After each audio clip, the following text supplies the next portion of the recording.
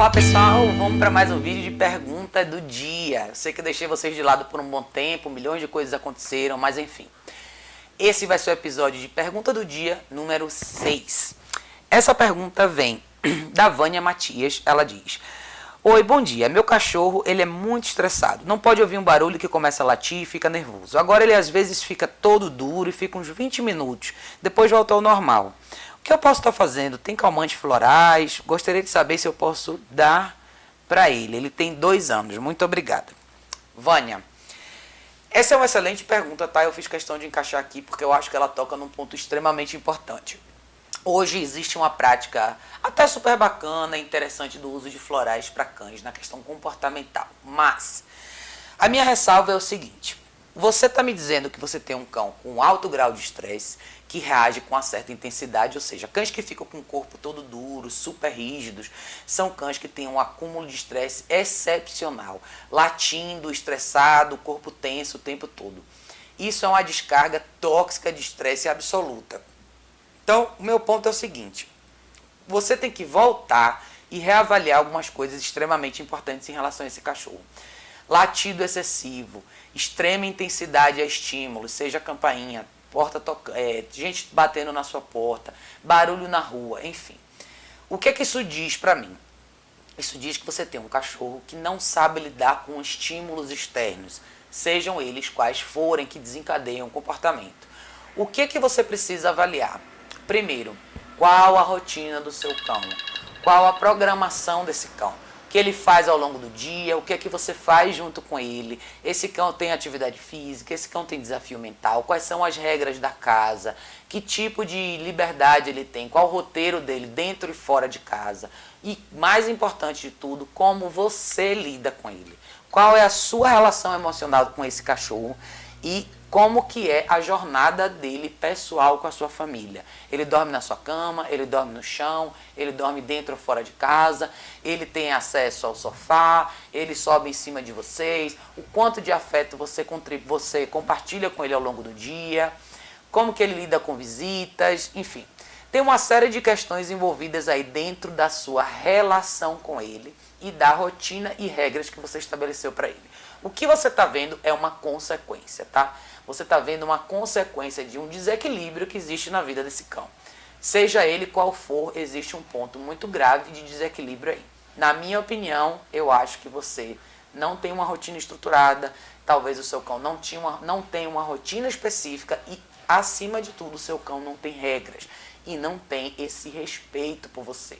Essa histeria que você está vendo que se manifesta em latido excessivo e rigidez do corpo pode ser extremamente perigosa. Isso pode ser um primeiro estágio para o seu cão começar a reagir de forma física para estímulos. Seja uma pessoa entrando na sua casa, ele pode ficar nervoso e morder, pode até redirecionar isso para você, tá? Então é muito importante que você analise o seguinte: qual a programação do seu cão? Quais as regras que ele tem? Então, comece a estabelecer regras. Comece a deixar claro o seu papel. Olha, você é o meu cachorro, eu amo você, você mora na minha casa e na minha casa são as minhas regras. As minhas regras são: você não late para visita, você não avança nas visitas, quando as visitas chegam, é isso que você faz. Isso que você faz é o que você está disposto a conviver, tá? Essa é uma variável que pode ser qualquer coisa dependendo de cada contexto doméstico. Cada pessoa está disposta a conviver com um certo grau de equilíbrio ou desequilíbrio. Isso depende muito de cada um. Então, você tem que definir o que você está disposto a conviver. Mas, leve em consideração uma questão muito importante. Não é só você. Existe esse outro lado que é o seu cachorro. Então, a relação ela tem que ser bilateral, né, no sentido de troca.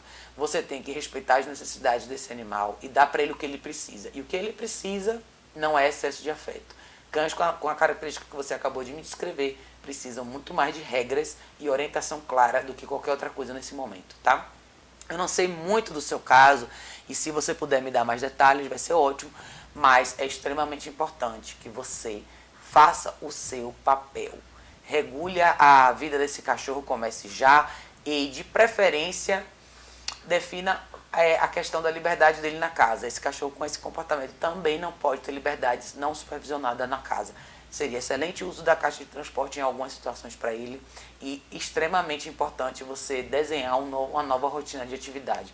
Caminhadas constantes, diárias e extremo desafio psicológico. Muito importante esse cão recriar a associação. Para você ver um bom resultado, você vai ter que trabalhar nessa base que eu te falei e começar a introduzir estímulos para o seu cão depois que ele entenda qual o comportamento que você quer dele. Então, é o que eu falo em relação à questão de barulhos, de sons. Então, primeiro você ensina um comportamento para o cão. Olha, eu quero que você sente, deite e fique nesse lugar. Quando o seu cão estiver sólido nessa atividade, aí você introduz som, campainha, pessoas entrando, pessoas falando. Aí você vai ter um estágio, um processo de reconstrução de associações. Né? Então, hoje a reação dele é instintiva, é assim que eu reajo, é isso que eu faço sempre, só que isso está deixando o seu cão cada vez mais nervoso. Assim, é uma bomba relógio. Qualquer momento ele pode direcionar isso para uma pessoa ou até para você. Então, você tem que reduzir essa intensidade bastante, ter muita paciência, muitas repetições, trabalhar bastante para ele reconstruir essa associação. Mas lembre, isso não vai se materializar se você basear todo o seu processo de treinamento em carinho. Não funciona assim, tá? O seu caso já está no limite ali e é extremamente importante você saber mensurar quanto de carinho, quanto de treino. No caso específico do seu, regras, orientação, educação, treino diário, consistência e paciência. Isso que vai resolver seu problema, tá? Dá uma olhada no site, eu tenho vários artigos bacanas que podem com certeza te ajudar muito em relação ao seu caso. E se você estiver aqui em São Paulo, entre em contato comigo. A gente pode fazer um trabalho junto com esse cachorro. Se não, entre em contato com um profissional da sua preferência ou na cidade que você tiver. Mas o mais importante é, se você achar que você não consegue fazer sozinha, não deixe de procurar ajuda, tá? Vai ser extremamente essencial para o seu cãozinho. Obrigada pela sua pergunta. A gente se vê no próximo vídeo.